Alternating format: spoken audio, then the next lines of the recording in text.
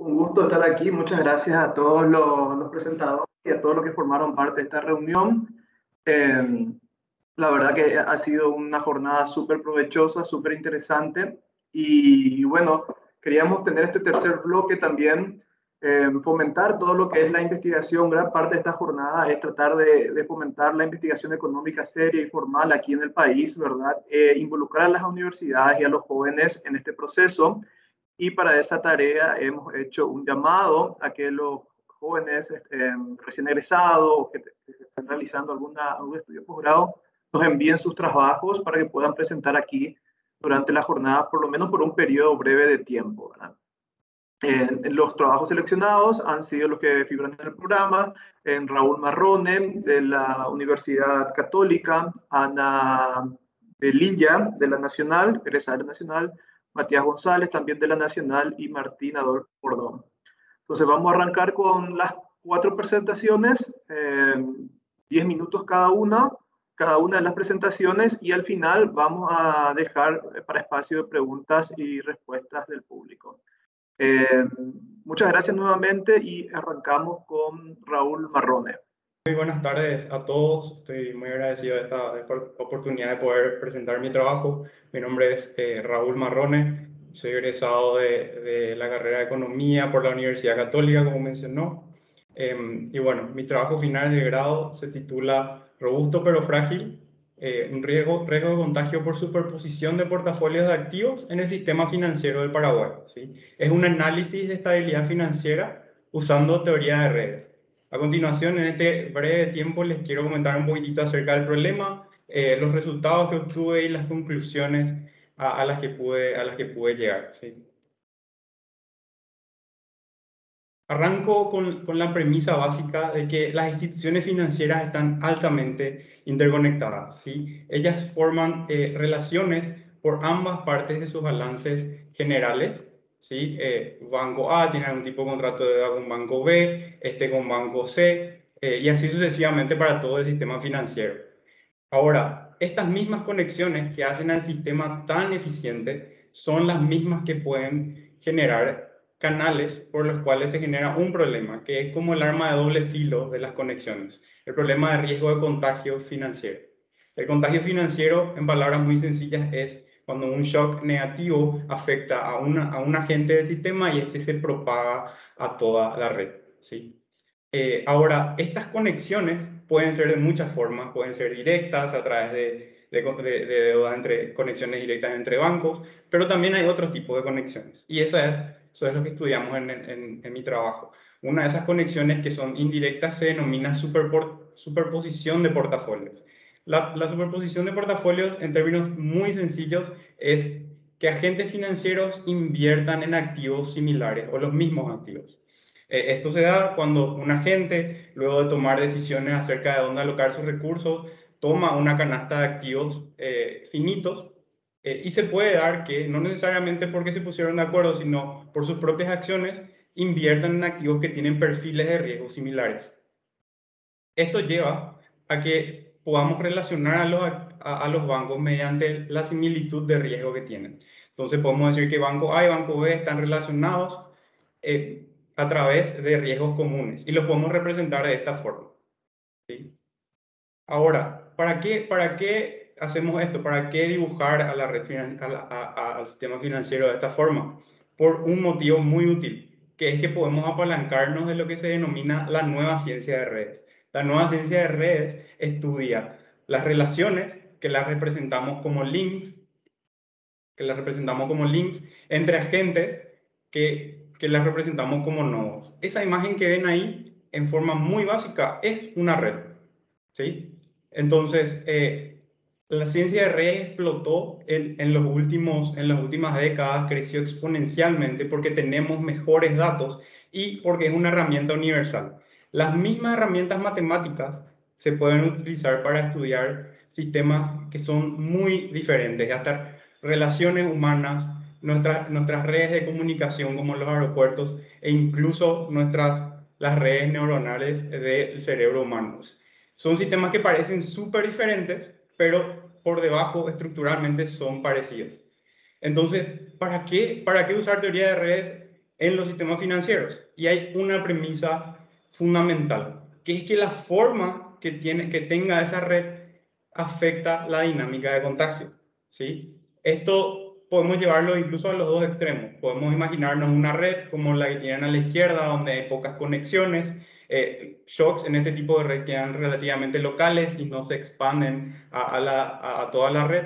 O podemos imaginarnos el otro extremo, donde tenemos una red con muchas conexiones e incluso no solamente afecta la cantidad, sino la fortaleza de esas relaciones, ¿sí? Entonces, si la forma es tan importante, entonces nosotros queremos saber, y ahí viene toda la motivación de la exposición del trabajo, es relevar un poquitito esa estructura. Entonces, no solamente esto no comienza acá para nada, sino que tiene una amplísima literatura empírica, que básicamente en varios países del mundo, en todos los continentes, se levantó y se mapeó cómo son las redes reales. Y se encontró que son más o menos así, ¿sí? Son más o menos así. ¿Qué quiere decir esto? Quiere decir que las redes tienen lo que se conoce como una estructura núcleo-periferia. Quiere decir que tenemos un núcleo formado por bancos altamente conectados entre ellos, coexistiendo con otros bancos más pequeños, conectados a ese núcleo, pero no necesariamente muy conectados entre ellos. Esta imagen que tiene acá es solamente un ejemplo. Esto es la red de los Estados Unidos en el 2007, un año antes de la crisis financiera del 2008. ¿Por qué también es importante definir esta estructura? Porque gracias a la ciencia de redes se sabe de que estas estructuras tienden a tener una propiedad que se conoce como robusta pero frágil. De ahí el título del trabajo, ¿sí? Una red robusta pero frágil es robusta porque soporta shocks que sean pequeños o que afecten a uno de los nodos en la periferia, que son la mayoría, pero también puede ser frágil ante fallos de nodos centrales en el núcleo. Podemos ver intuitivamente cómo esto es fundamental y cómo ayuda mucho en tareas de supervisión financiera y en tareas de estabilidad financiera. Entonces, obviamente, surge la pregunta, si así son en el mundo, ¿cómo es en Paraguay? Paraguay es así también, es diferente, ¿qué podemos esperar? Entonces, esa fue la pregunta que a mí me motivó a querer realizar esta investigación. Entonces, ¿cuáles fueron los pasos? Primero, mapear esas conexiones indirectas de las que le hablé, ver un poquitito dónde están invirtiendo los bancos del Paraguay, dividiendo por la clase de activos que hay en el mercado, que representan sus posibilidades. Entonces, esa información la quitamos todo de los boletines estadísticos del BCP, pero esto es solamente un paso. Lo que sigue es mapear esa red, proyectarla, qué nos dicen esas relaciones. Entonces tenemos algo que luce más o menos así, que tiene esa estructura muy parecida a los otros países, un núcleo con unos bancos centrales, unos pocos bancos centrales muy conectados entre ellos, coexistiendo con otros bancos más pequeños y menos conectados, ¿sí? Entonces, por más iluminadora que sea esta imagen, y es el primer paso para todo análisis de redes, en este trabajo fuimos un poquitito más y tratamos de ver si cumplía la propiedad de ser robusta pero frágil. ¿Cómo hicimos eso? Intuitivamente aplicando shocks. Golpeamos a la red para ver cómo reaccionaba. Eso se hizo mediante simulaciones computacionales, un algoritmo de fallos de cascada, es decir, aplicar shocks a la red y ver cómo se propagan, que es propuesto por la literatura. Básicamente damos un input del shock, pasa por un algoritmo que está programado en Python y tenemos un output de bancos sobrevivientes, cuáles fueron los bancos que quedaron sin ser afectados. Entonces, esto se corrió para todos los meses de los datos que teníamos para absolutamente todos los activos. Entonces, hubo mucha fuerza computacional bruta. Entonces, de todas las simulaciones que tuvimos, lo importante y lo que quiero dejarles es que ahí está la evidencia de que se tiene una red con esas propiedades de robusta pero frágil, que es totalmente lo esperado de acuerdo a la literatura, tanto de ciencia de red y sistemas financieros. Entonces, y eso lo vemos y se expande mucho más dentro del trabajo, pero que vemos transiciones muy bruscas a medida que nosotros aplicamos shocks incrementales. Llega un punto en el sistema en el que un shock no es lo que tanto afecta a un shock no es lineal a que tanto lo incrementamos. Es decir, llega un punto en el que pasamos a tener de que casi todos los bancos sobreviven o no tenemos muchas insolvencias a un estado donde tenemos que la mayoría de los bancos se ven afectados, ¿sí? Entonces, es el principal resultado de las simulaciones. Y ya para ir cerrando en el tiempo que me queda, obviamente las conclusiones principales, ¿no?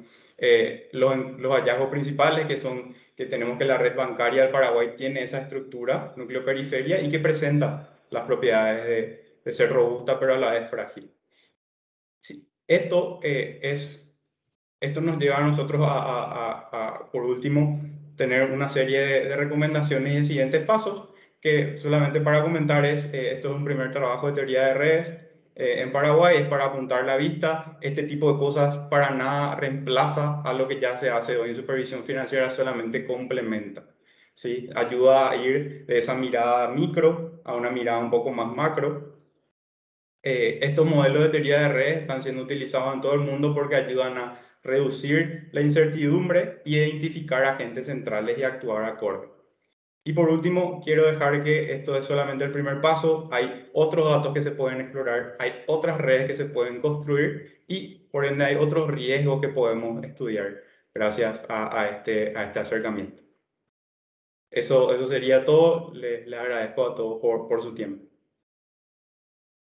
Muchísimas gracias, Raúl. La verdad que muy interesante el paper y me imagino que vamos a tener muchas preguntas luego al final al respecto. Ahora pasamos con la siguiente panelista. Ella es Ana Velilla. Ella fue egresada de la Universidad Nacional y entiendo este trabajo que va a presentar también fue parte de su trabajo de tesis. Buenas tardes a todos. En primer lugar, gracias por la invitación, gracias por esta oportunidad. Y en esta ocasión voy a estar presentando lo que fue mi trabajo final de grado, titulado Factores macroeconómicos y su incidencia en la fijación de precios de mercado del activo vivienda en la ciudad de Asunción, Paraguay, periodo 2009-2018. Bueno, a medida que evoluciona el mercado de viviendas, surgen algunos factores que se dan con los años. En el largo plazo pueden darse factores demográficos, como la evolución de la población total. En el corto plazo pueden darse factores económicos, como el nivel de renta per cápita, así también factores financieros, como las tasas de interés del mercado hipotecario, el volumen de crédito hipotecario, entre otras. Es por esto que existen razones sociales, demográficas y económicas que justifican su análisis. Es así que los precios de las viviendas evolucionan tras los años y la dificultad de poder acceder a una vivienda aumenta.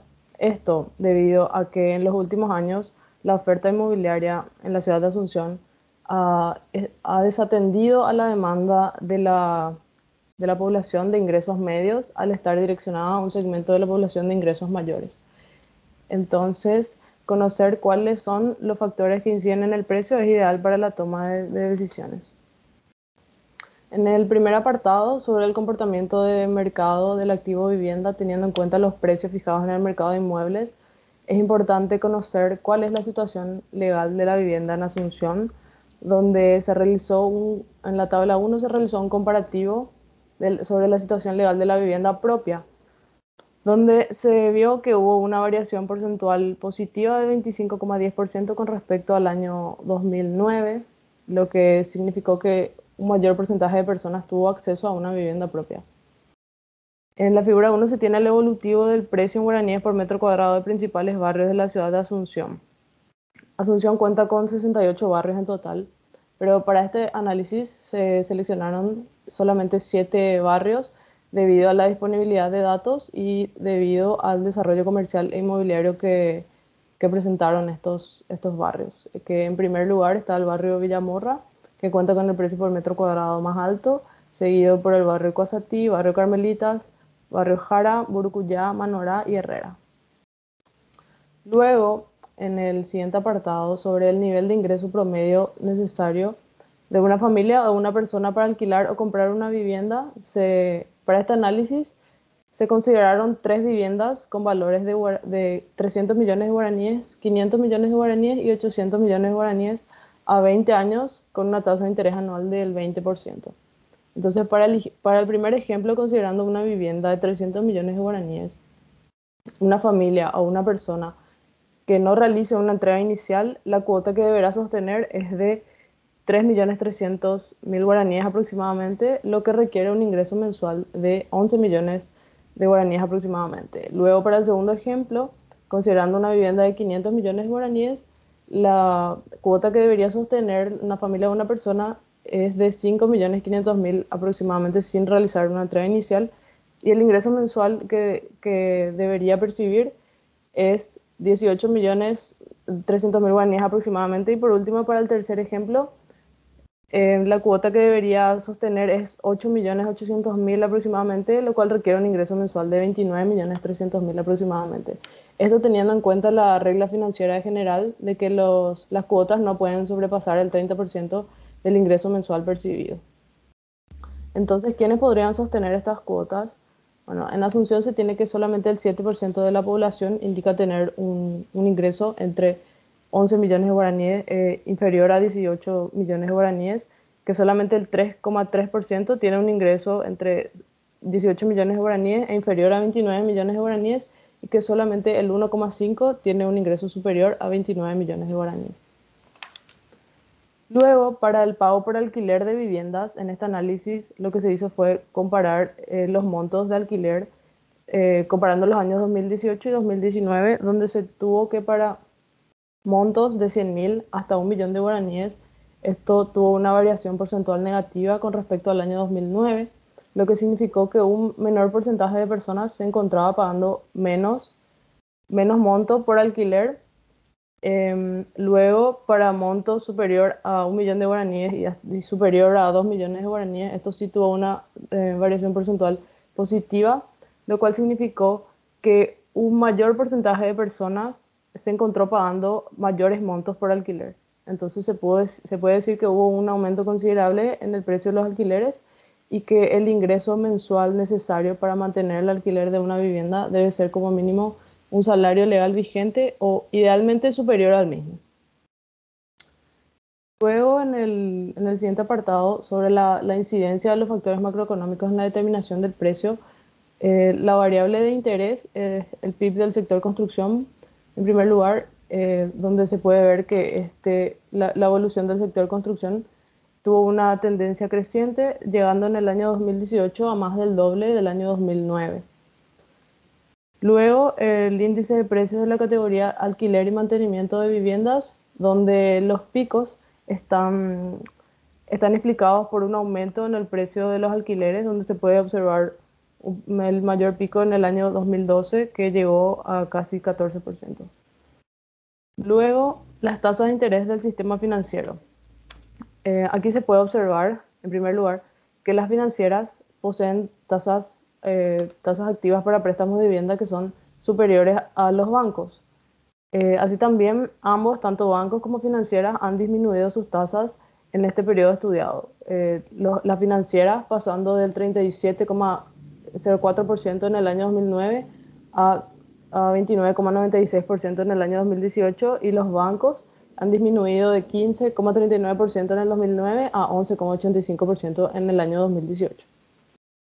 Luego, sobre las tasas de interés que otorga la AFD. La AFD es la Agencia Financiera de Desarrollo, una banca pública de segundo piso que canaliza sus recursos a través de intermediarios financieros como bancos, cooperativas, y la cual actualmente posee dos productos, pero en este análisis se consideraron cuando poseía todavía 3 productos, que eran Primera Vivienda, Mi Casa y Mi Primera Casa, donde se puede observar que las tasas que ofrecían son inferiores a las del sistema financiero en general. Luego, para las variables de interés para el modelo econométrico, se tuvo como variable dependiente el logaritmo natural del precio por metro cuadrado, como variables el logaritmo natural del PIB del sector construcción, logaritmo natural del índice de precios al consumidor de la categoría alquiler y mantenimiento de viviendas y logaritmo natural de la tasa de interés de bancos y financieras para préstamos de vivienda, donde se obtuvo como resultado que el PIB del sector construcción tuvo una relación directa con el precio, es decir, que ante un aumento del 1% en el PIB del sector construcción significó en un aumento del 4,94 en el precio. El IPC de la categoría vivienda tuvo una relación inversa, es decir, ante un aumento de 1% en el IPC significó en una disminución de 4,56% en el precio.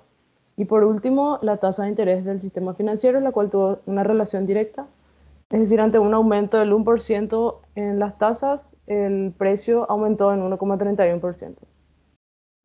Luego, como conclusiones, se puede decir que hubo un mayor porcentaje de personas que sí tuvo acceso a una vivienda propia, así también la reducción de las tasas de interés activas para préstamos de vivienda por parte de bancos y financieras. Sin embargo, los precios de inmuebles por metros cuadrados han aumentado durante el periodo de estudio, los cuales aún son elevados para los ingresos de la población, para la población de ingresos medio bajos. Así también las tasas de la AFD que son inferiores a las del sistema financiero. Por último, que los factores macroeconómicos sí inciden en la fijación de precios del activo vivienda en la ciudad de Asunción, Paraguay, en el periodo estudiado. Como recomendaciones, que los desarrollos inmobiliarios estén dirigidos al segmento de la población de clase media baja, así también una educación financiera, fomentar la cultura del ahorro, también un mayor financiamiento a través del crédito. Por último, la elaboración de datos por instituciones del Estado sobre índice de activos de bienes raíces, como precios de viviendas y edificios comerciales, ya que en el país no contamos con un índice de precios, lo cual sería ideal para medir la evolución del mismo. Muchas gracias. Bueno, muy interesante el trabajo de Ana, muchas gracias. Aquí también me llega la información que hoy es el cumpleaños de Ana, no sé si esa información es cierta. Sí, O sea que muy feliz cumpleaños también a Ana, entonces muchas también te regalo gracias. cumpleaños, la tenemos aquí Muchísimas presente. gracias. Bueno, ahora a continuación le tenemos a Matías González, quien también fue egresado de la Universidad Nacional, nos va a presentar también su trabajo. Adelante, Matías. Muchas gracias, Diego, Diego. puedo hacer un pequeño comentario en este punto de la velada. Adelante, lo dice. Quiero aclarar nomás que esto no fue insider trading y que es coincidencia nomás que Matías sea funcionario del banco.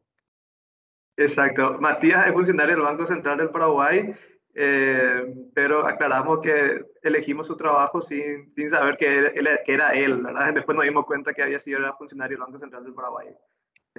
Gracias, Luis, por el disclosure. Sí, quería comentar más también que en el momento de elaboración del trabajo fue también durante el trabajo final de grado al terminar la universidad, cuando estaba haciendo pasantía recién en el banco. Ok, el trabajo que presentaré se denomina Exceso de liquidez en el sistema bancario de Paraguay, determinantes y probable implicancia en la efectividad de la política monetaria en el periodo 2002-2017. La presente breve presentación se encuentra dividido en tres secciones. Una primera sección donde se analiza la evolución del exceso de liquidez, segundo, cuáles son los determinantes que explican este exceso de liquidez y finalmente la relación que existe con la política monetaria. Primeramente tenemos que acotar que el exceso de liquidez se ha mantenido en un nivel relativamente elevado durante un periodo importante de tiempo, no obstante se fue reduciendo en los últimos periodos del presente ejercicio. Pero ¿qué se entiende como exceso de liquidez? Es la diferencia entre los depósitos totales del sistema bancario dentro del Banco Central y los depósitos en concepto de encaje legal, básicamente. Y eso se puede visualizar en el área de color azul que se encuentra en el gráfico a la izquierda por encima del área roja. Ahora en el gráfico a la derecha podemos ver cómo en promedio se fue reduciendo y en particular si miramos durante el periodo de esquema de meta de inflación, el promedio es significativamente menor en comparación con el periodo anterior. Asimismo, la volatilidad también se ha reducido respecto a este exceso de liquidez. Ahora bien, ¿cuáles son las variables que explican la existencia de este exceso de liquidez? Y para comprender cuáles son estas variables es necesario dividir el componente voluntario del exceso de liquidez y otro componente que sería involuntario. Y dentro del componente voluntario se encuentra el exceso de liquidez donde, donde los bancos pertenecientes al sistema bancario mantienen un exceso por encima del requerimiento de reservas con el fin de cubrirse a determinados riesgos que pudieran existir dentro del sistema económico. Aquí resalto dos, aunque hay otras también. En el gráfico de la izquierda, por ejemplo, se destaca el desarrollo financiero, donde si bien Paraguay ha presentado importantes avances, todavía se encuentra relativamente rezagado respecto a otros países de la región. Sin embargo, un punto a tener en cuenta aquí es que este índice se encuentra bastante influido también por lo que sería el mercado de valores de Paraguay, el cual está caracterizado por ser relativamente menos profundo en comparación con otros países de la región, tanto en cantidad de participantes como en el volumen de las operaciones. Porque en cuanto en términos de solvencia y estabilidad, Paraguay goza de muy buenos indicadores. Pero el punto central aquí es que en periodos anteriores donde se observaba ciertas vulnerabilidades dentro del sistema financiero, los bancos tenían ciertos incentivos de mantener exceso de liquidez con el fin de cubrirse a los riesgos obviamente presentes debido a estas vulnerabilidades. En el gráfico de la derecha se hace mención a la volatilidad macroeconómica como un indicador de riesgo del país. Y más específicamente en ese gráfico se destaca la inflación, como la volatilidad de la inflación como una medida de la volatilidad macroeconómica. Y se puede observar que en periodos anteriores donde la volatilidad y también el nivel de inflación eran altos, también estaba correlacionado con exceso de reservas también altos. Por otro lado, se encuentran los factores involuntarios. Aquí se encuentran todas aquellas variables que forman parte de la estructura del sistema económico, es decir, no se encuentran explicados por el deseo voluntario de los bancos de mantener un exceso de liquidez. Y hay también varias variables, pero aquí destaco dos que son relativamente rápidas de intuir. En el gráfico a la izquierda se destacan las fluctuaciones de crédito y depósito, en el sentido que en aquellos periodos donde se ve importantes aumentos en los depósitos, mientras que respecto al Producto Interno Bruto, mientras que los créditos se han mantenido relativamente constantes o incluso disminuidos respecto a periodos anteriores, se observó un repunte transitorio en los excesos de liquidez justamente debido a una cuestión estructural no eh, manejado por el sistema bancario. Y en el gráfico a la derecha se encuentran los saldos de instrumentos de regulación monetaria como una explicación del por qué podría haber también exceso de liquidez por motivos estructurales. ¿Por qué? Porque cuando los saldos de instrumentos de regulación monetaria son relativamente reducidos respecto a periodos anteriores, se ve también un repunte de los excesos de liquidez. Ahora bien, ¿cómo podemos asociar el exceso de liquidez con la política monetaria? Y más particularmente con el esquema de metas de inflación que el Banco Central utiliza. Bueno, las decisiones de política monetaria se encuentran resumidas en la tasa de política monetaria, TPM. Cuando el Banco Central decide establecer un determinado nivel de la tasa de política monetaria, realiza un conjunto de operaciones con el fin de influir la tasa interbancaria, que sería la tasa del mercado, ¿verdad? Una vez incluida esta tasa interbancaria, también se afecta a las demás tasas del mercado y finalmente se incide en los precios. Pero, ¿qué es lo que sucede cuando tenemos un exceso de liquidez? Inicialmente, si suponemos que el Banco Central fija la tasa de política monetaria en el nivel representado por la recta horizontal de color verde, se esperaría que el conjunto de operaciones que realiza el Banco Central haga que la tasa interbancaria se ajuste a este nivel de tasa de política monetaria. Sin embargo, cuando existe un exceso de liquidez, el punto de equilibrio se haría inicialmente aquí. Pero, ¿qué es lo que sucede? Cuando hay un exceso de liquidez, esta oferta O2 tiende a ubicarse persistentemente hacia la derecha. Y esto implicaría un nuevo equilibrio que podría darse, por ejemplo, en el punto C, donde la tasa interbancaria se encuentra por debajo de la TPM. ¿Y qué significa esto? Que las condiciones financieras estarían siendo más laxas o que la política monetaria estaría siendo más expansiva de lo que en un principio se desearía. Al mirar los datos de Paraguay, justamente se observa que las tasas interbancarias representadas por los círculos color azul se encuentran consistentemente por debajo de la tasa de política monetaria, especialmente en el periodo de estudio, ¿verdad? Pero tenemos que preguntarnos si es que todo este exceso de liquidez es realmente negativo o solamente una parte.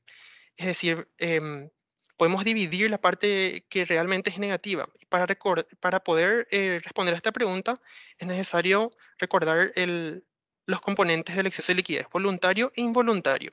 ¿Por qué? Porque es en realidad el componente involuntario el que estaría incidiendo negativamente en la efectividad de la política monetaria. Y para entender rápidamente esto, pongo una situación imaginaria donde vamos a suponer que la tasa de política monetaria está fijada en un determinado nivel. hay exceso de liquidez en esta situación imaginaria y de repente se da una fuerte recuperación del crédito o una fuerte demanda de créditos. ¿Y qué es lo que sucede aquí? Los bancos podrían verse tentados a utilizar ese exceso de liquidez para dar créditos. Y esto evidentemente implica un impulso a la demanda agregada y finalmente también podría tener un impacto en el precio, ¿verdad? Entonces, este componente involuntario es el componente negativo. Entonces se vuelve importante medir la parte involuntaria y la parte voluntaria. ¿Y cómo se hizo esto? A través de un modelo econométrico. La estimación se realizó de cada uno de estos componentes teniendo en cuenta las variables que lo componen. Por la brevedad no entraré en los detalles de la especificación del modelo, sino solamente en los principales resultados que se pueden observar en la presente lámina, que nos muestra que el componente voluntario, que esta área color azul, se ha reducido significativamente en los últimos años hasta ubicarse en niveles mínimos.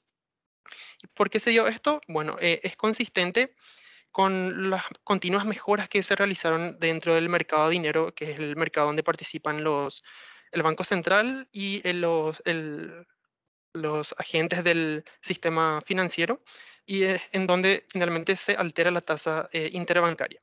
Por otro lado, el componente involuntario negativo también se ha reducido en línea con la disminución también del exceso de liquidez total, aunque se ha ubicado en un nivel relativamente constante en los últimos años del periodo de estudio. Y de este par de gráficos lo que se puede observar es que en los últimos años del periodo de estudio la mayor parte del exceso de liquidez se estaría explicando por este componente involuntario o negativo.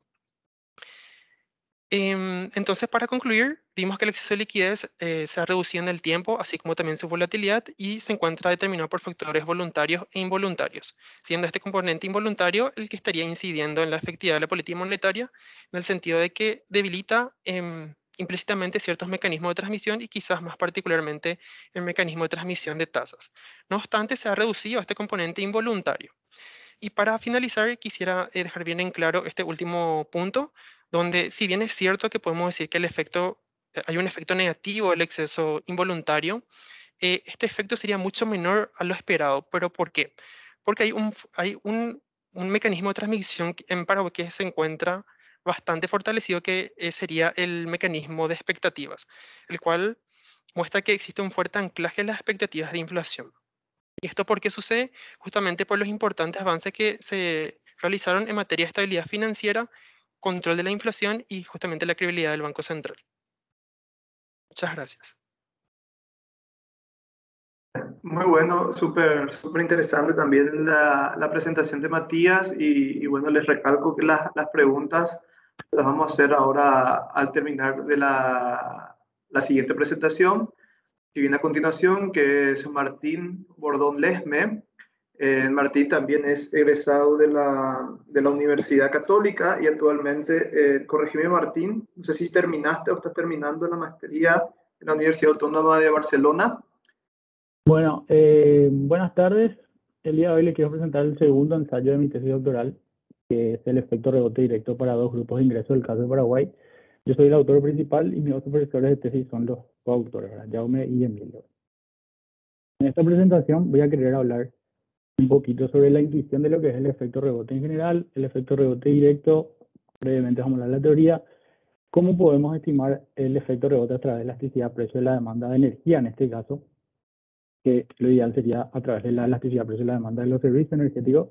Brevemente voy a hablar de objetivos, los datos utilizados, muy brevemente voy a hablar sobre la estrategia empírica y después voy a terminar con las conclusiones y las sugerencias para futuras investigaciones. Bueno, el efecto rebote ocurre a partir de una mejora en la eficiencia energética. Ahora, que en este caso la eficiencia energética significa proveer el mismo servicio energético utilizando menos energía. Entonces acá podemos ver que se supone que el foco LED va a consumir menos energía, menos electricidad para proveer el servicio energético de iluminación que el foco común, ¿verdad? Entonces en este caso hipotético, que va a servir solamente para poder entender la intuición detrás del efecto rebote directo, que en este caso es para servicios energéticos residenciales, vamos a suponer que el foco común consume 10 kilovatios hora para producir 10 horas del servicio energético de iluminación. En este caso vamos a obviar otros atributos del servicio energético, pueden ser la calidad, el lumen y demás, ¿verdad? El estatus. Entonces, vamos a suponer solamente estas dos variables para poder explicar lo que es el efecto rebote directo. Entonces, el foco LED requiere solamente 2 kilovatios hora para producir el mismo servicio energético, que en este caso son 10 horas. Y vemos de que hay una reducción en el costo del servicio energético ocasionado por la mejora en la eficiencia energética porque cuesta menos dinero pagar 2 kilovatios hora que 10. A partir de esta mejora en la eficiencia energética se pueden hacer unos cálculos del ahorro de energía potencial o el máximo ahorro de energía al que se puede llegar, que en este caso sería 8 kilovatios hora. Pero ¿qué pasa? Ante la reducción del costo del servicio energético ocasionado por la mejora en la eficiencia energética, los consumidores responden ante esta reducción del costo, ¿verdad? Y eso es lo que se traduce como el efecto rebote directo, o por sus siglas en inglés, Direct Rebound Effect, ¿verdad? Que esto es lo que así hay que buscar en la literatura, ¿verdad? Para encontrar sobre este tema.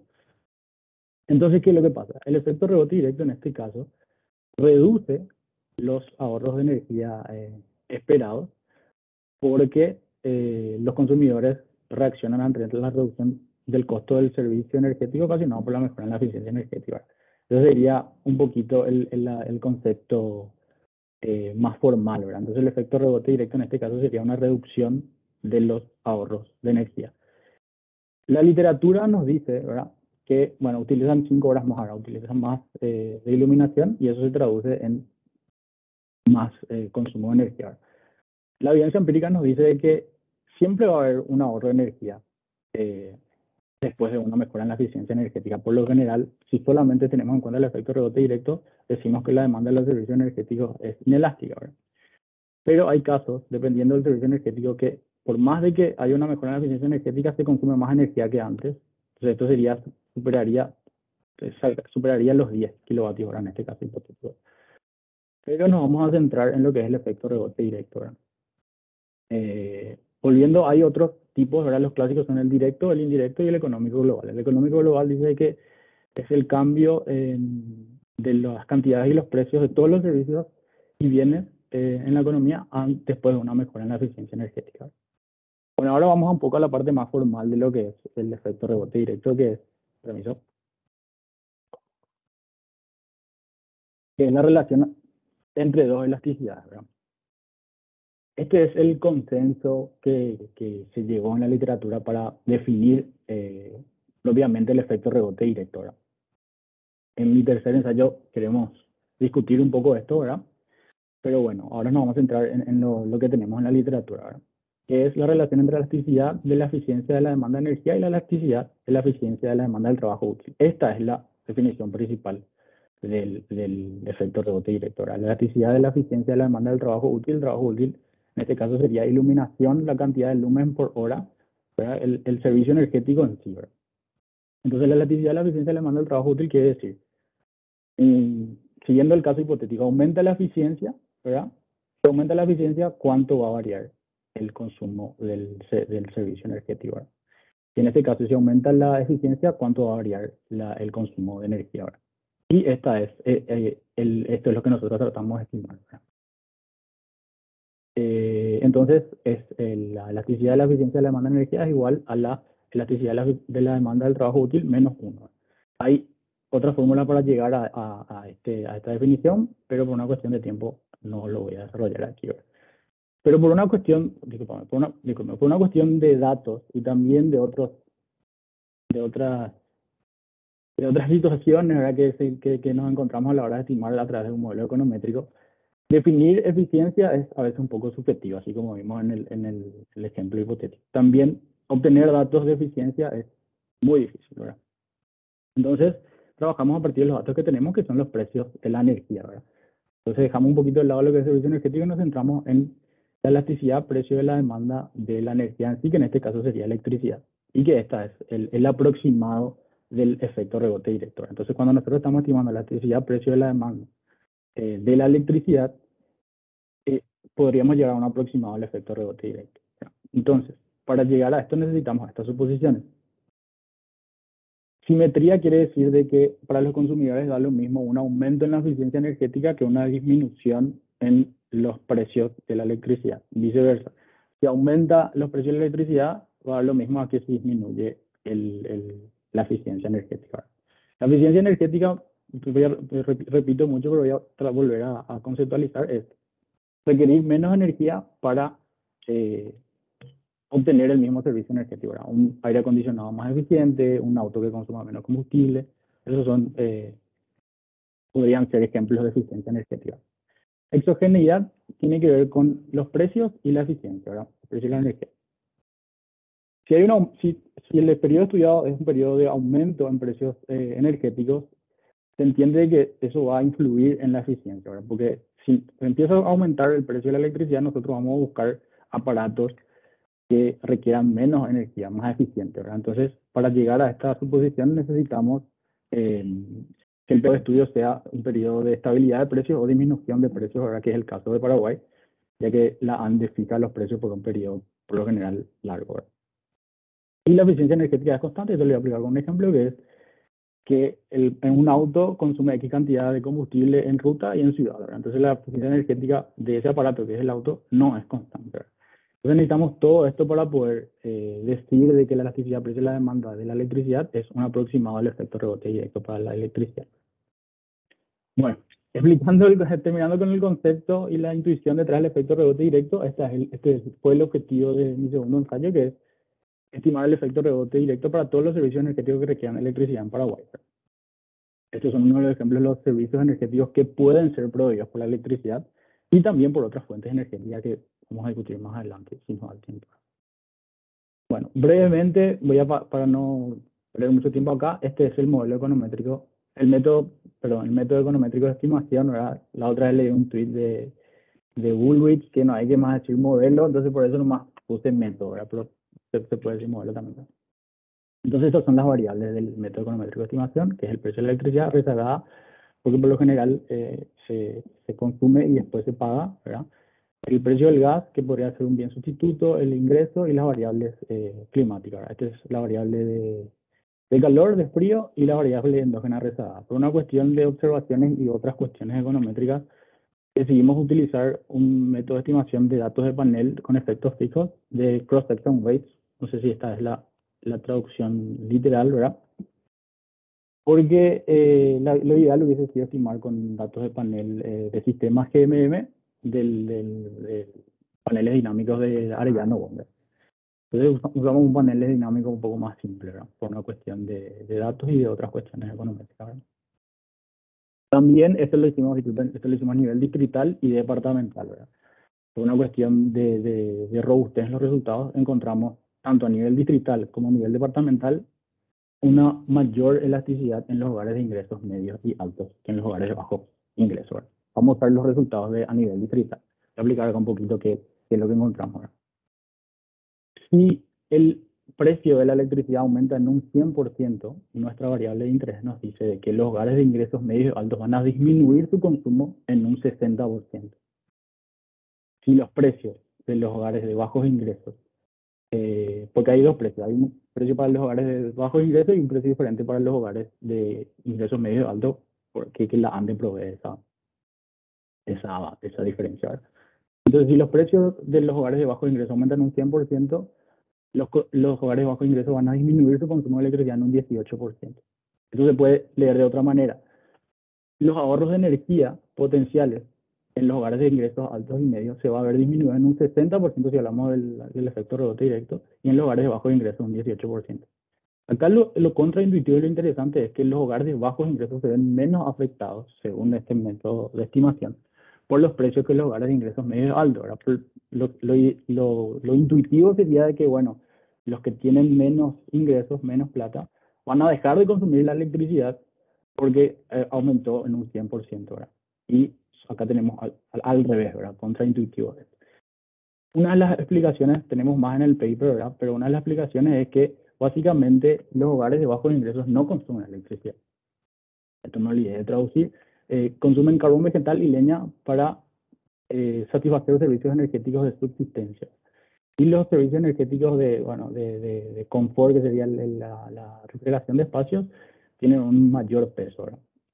Entonces, por eso es que el precio de la electricidad no les importa tanto a los hogares de bajos ingresos porque, bueno, no utilizan esta fuente energética, ¿verdad? Eso es uno de los resultados más interesantes del segundo ensayo de mi tesis, ¿verdad? Y para hacer contraste, vamos a centrarnos solamente en los hogares de altos ingresos. La electricidad tiene una que es prácticamente la que satisface casi todos los servicios energéticos. Sabemos que la refrigeración de espacio tiene un peso mucho mayor que en el caso de los hogares de bajo ingreso. Esto aclaro porque tiene relación con lo que es el concepto de pobreza energética, ¿verdad? Que bueno, este es el consumo de energía en Paraguay que está relacionado con los conceptos de pobreza energética. Me quiero centrar en esto, ¿verdad? Que sugerimos en el paper, creo, con una política pública, de que la incompatibilidad periódica entre los ingresos irregulares y la factura de la luz, ¿verdad? Por lo general, los hogares de bajos ingresos tienen ingresos irregulares y un día ganan mucho, otro día no, a través de jornal, ¿verdad? Y la factura de la luz es mensual, entonces hay una incompatibilidad. Entonces, también por una encuesta que vimos, les conviene a los hogares de bajos ingresos comprar nomás la bolsa de carbón, ¿verdad? Diaria a 5.000 a 10.000 que ahorrar para pagar la factura de la luz al final del mes. Y esto tiene relación con los conceptos de pobreza energética, que límite tecnológico, físico y económico sería en este caso, ¿verdad? Este ejemplo. Bueno, y terminando, vendiendo un poco mi investigación, este es el primer trabajo de electricidad, precio de la demanda de electricidad residencial en Paraguay. Por ende también, como esto es un aproximado al efecto rebote directo, el primero para el efecto rebote directo para Paraguay. Los resultados de esta investigación, ya que hicimos para los por ingresos, nos dan nuevas perspectivas sobre pobreza energética, información útil para políticas públicas. Esto tiene una correlación entre el desarrollo y la transición energética, porque a medida que disminuya la pobreza energética en la literatura, vemos que aumenta el desarrollo. Y bueno, lo importante sería que esto motive a recabar más datos para más investigaciones más robustas en el futuro. Bueno, eso es todo y gracias por su atención.